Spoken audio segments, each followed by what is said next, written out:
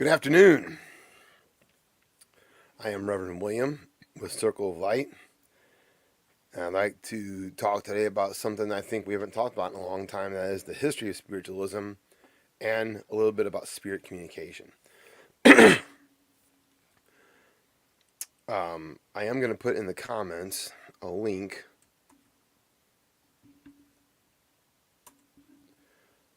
to a podcast by Aaron Mahnke. The podcast is called Unobscured. And season 2 or chapter 2, whatever they call it, let's see what it says on the website. Yeah, season 2 is the spiritualist movement, and that tells a lot. It fills in a lot of the blanks that I didn't know until I listened to this podcast a year or so ago. Now, the go-to book for me, ever since I got into this stuff over 20 years ago, has been this Buckland's Book of Spirit Communications by Raymond Buckland, published by Llewellyn. It's fantastic. He discusses the history of spiritualism. Where's that picture of the cabin? There's the cabin. So, as far as modern spiritualism goes, this is where it started, in the home of the Fox sisters, just after the Civil War.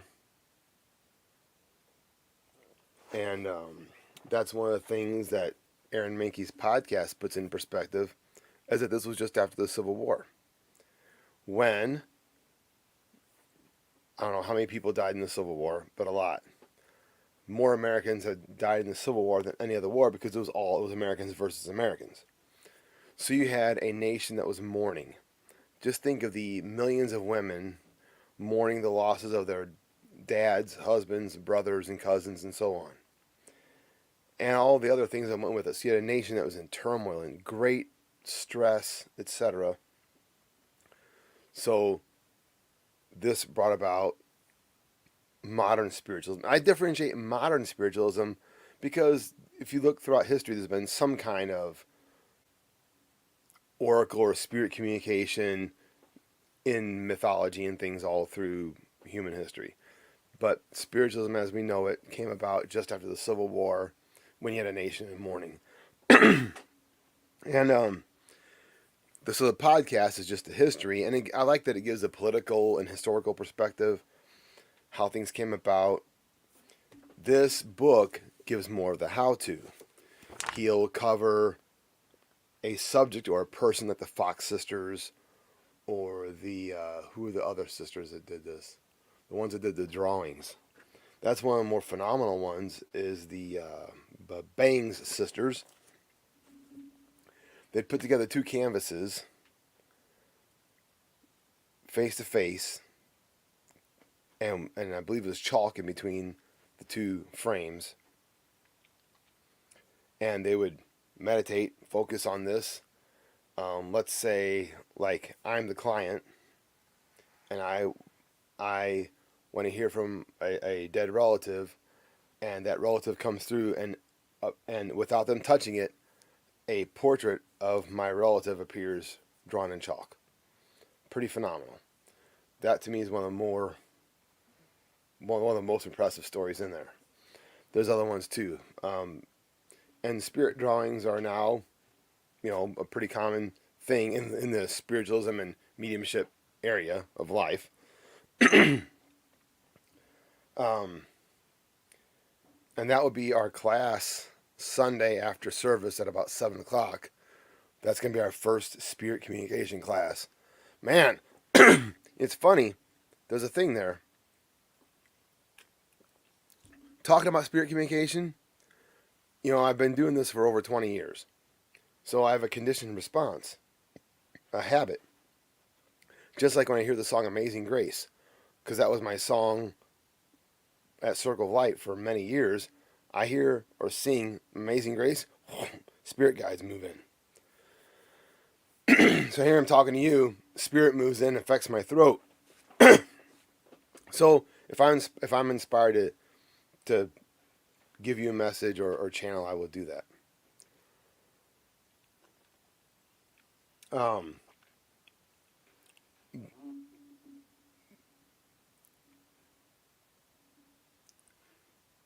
for me, the fundamental step in anything in this realm, especially mediumship, is my own stillness. Now, I did have a friend who, I mean, had the whole. I can't remember if she was actually diagnosed, but she had the whole ADHD thing going on. She was always in her head. And I said, "Well, how do you do this? How do you do readings or anything like that?" She goes, "Well, that's the only time I'm calm. It switches off, and I do this, and then it switches right back on." So maybe you don't have to do as much meditating or stillness creation as I do, but that's still the basis of what I teach and what I do. And I'm always open to there's exceptions to every rule. In fact, I just learned this term, and I'm using this term for myself, radical pragmatism. I do what works. I observe what's in front of me, and I'm going to use and do what works. And that to me is, the opposite of that is where we get stuck. Like you go to see a therapist, and they just had this one paradigm they work in. Well, maybe that's not the best for you. And if you don't know about other paradigms, how are you going to find something else? You have to be, well, I say have to be, it benefits everyone that we're all open to other paradigms, other ways of thinking, other frameworks for working.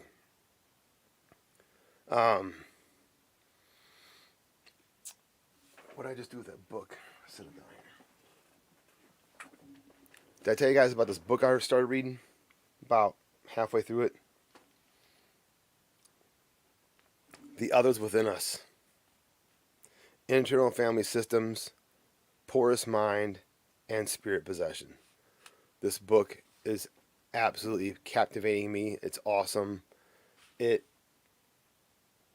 first, it was mostly confirming things I've already experienced. I have long said, therapy and spiritual counseling should go hand in hand. Why would you be stuck in just in one way, just in one kind of therapy or one way of thinking?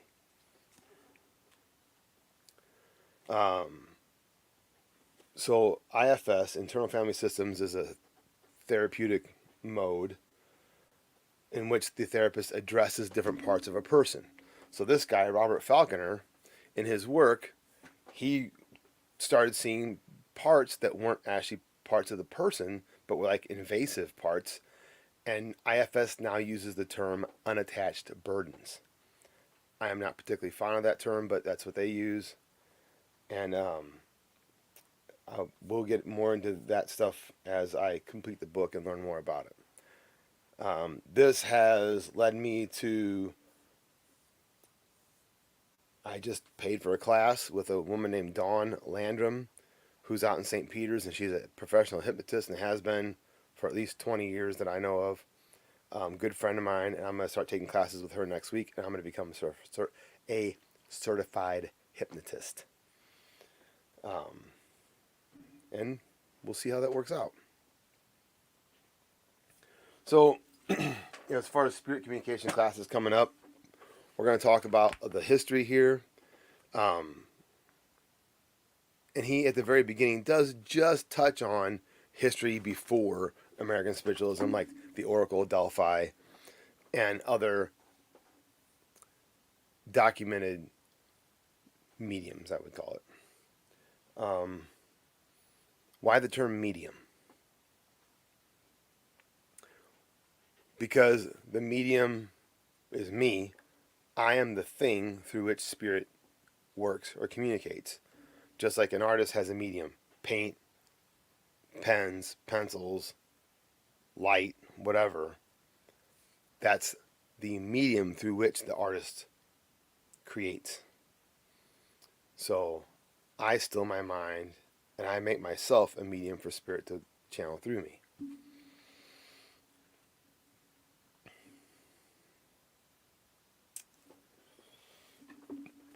Let's just see.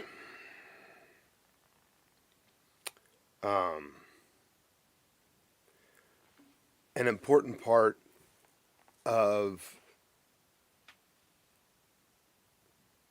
let's address two common questions. How do I know that what I'm getting is a message, and how do I know what they're saying? If they're not speaking in plain language, a lot of my messages are symbolic. They'll show me a scene, like it could be literal, like they show me this woman with gray hair making something in the kitchen, and like a little bit of a scene that gets acted out. And the client says, "Oh yeah, that's obviously Grandma Dorothy. She always was doing that and always cooking for people and blah blah blah." Pretty easy one. Sometimes they're more symbolic. And so, an important part of this process is learning the language of spirit, the symbolic language. And you can buy books that tell you what the symbols mean. And that can be helpful.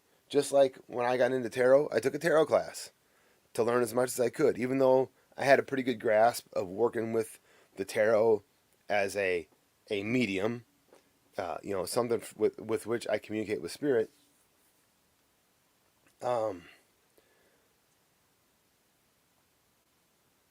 So learning the language can be really helpful. But again, don't get stuck in that language. Don't, just because let's say you have this like dictionary of symbols, okay? And it says that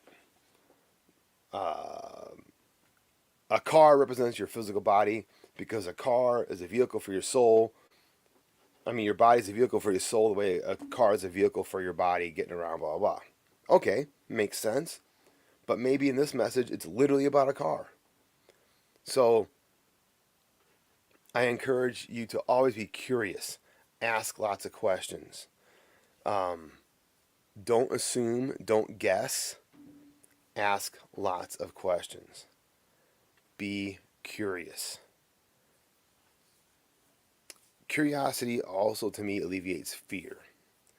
I think some of you heard my stories of some very dramatic and emotional messages I've gotten.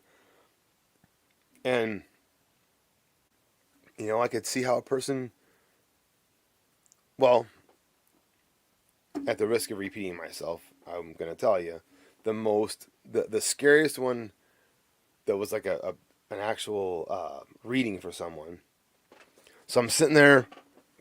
I remember the client was a younger man, and normally I see a vision and feel a feeling, almost at the same time. And like I said, like the woman with the gray hair, working in the kitchen, cooking whatever, blah blah blah. Quite like almost always, it's everyday normal stuff like that, and it just shows like some everyday things, habits, and the feel of that person. Like she felt very much like a mother, or maybe not. Maybe she was really strict and not a real huggy mom. Sometimes that comes through too. Well, in this one, I couldn't really see it as much as I could feel it, and it was like a wall of bad feeling. It was just horrible, and I could just feel it moving towards me. And I'm like, oh, whatever this is, I do not like it. Nope, nope, nope. I do not like it. And so I'm having this little couple seconds of like telling myself to calm down, trust your spirit guides, let it come. It might feel bad. You're not going to get hurt. That type of thing. Just a couple seconds, and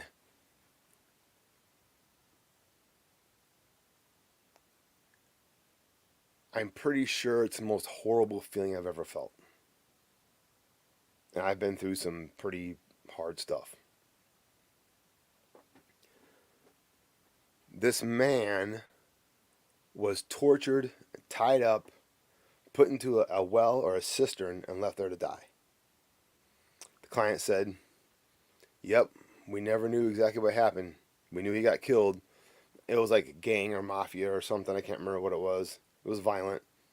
And the client was pretty calm. He's like, "Yep, we knew something happened to him, just wasn't sure exactly what." But the feeling I identified was complete helplessness, being tied up, knowing you're going to die. There's nothing you can do about it. It was a horrible feeling. So I could, if I hadn't had the training and experience I had, I may have freaked out. I may not have. I may have rejected it. I may have said, "Nope, you can't come in here. Too intense." So I still advocate that stillness is the best quality you can, the best skill you can hone, the best quality you can create in yourself is stillness of mind, being able to stay still and know what's you and not you. Like in that moment, I'm able to tell myself, "You're not really going to get hurt. It's just a spirit message." And I did ask my guides to not let me, I don't have to feel it that intensely, man. I'll take your word for it, okay? Just show me. I don't have to feel it like that. Another one was a young lady I was doing reading for, and long story short, this guy comes through. I can't remember if it was her stepdad or dad or uncle, but some man came through, and skip all the details, he apologized for molesting her when she was a kid. And so she's crying, I'm crying, so emotional. And remember, trust your guides. I often say, I'm just a vehicle. I am a conduit for divine light. I'm a medium through which spirit works. And one of my guides or an angel or something, I remember it was on my left side, that's where I often feel messages come in, is my left side. And some kind of felt like an angel, really, took over and started praying through my mouth. And in those moments, that woman forgave him and he was able to go. That, to me, was like a small miracle. That was just incredible. So happy to have witnessed that. So some fantastic things can happen. To me, knowledge is power. The more you know, the more you learn, things make sense, and that alleviates fear. So hopefully you'll join us Sunday night. We have service at 6, and then class starts after that at 7. And that's going to be our first class of spirit communication. And once you start that class, once you've taken that class, you can come into our monthly meeting we have and practice with us. And we may develop even more ways to practice together, because I think once a month is not enough. So hopefully we'll see you next Sunday. What day is that's going to be? Sunday the 11th. Sunday the 11th at 7 is class. Before that's our service. And during our service we give messages. So we'll see you then. And we'll talk more about this book. I'll be bringing this book with me to class too. We're going to talk about it. And until then, peace, love, and good happiness stuff.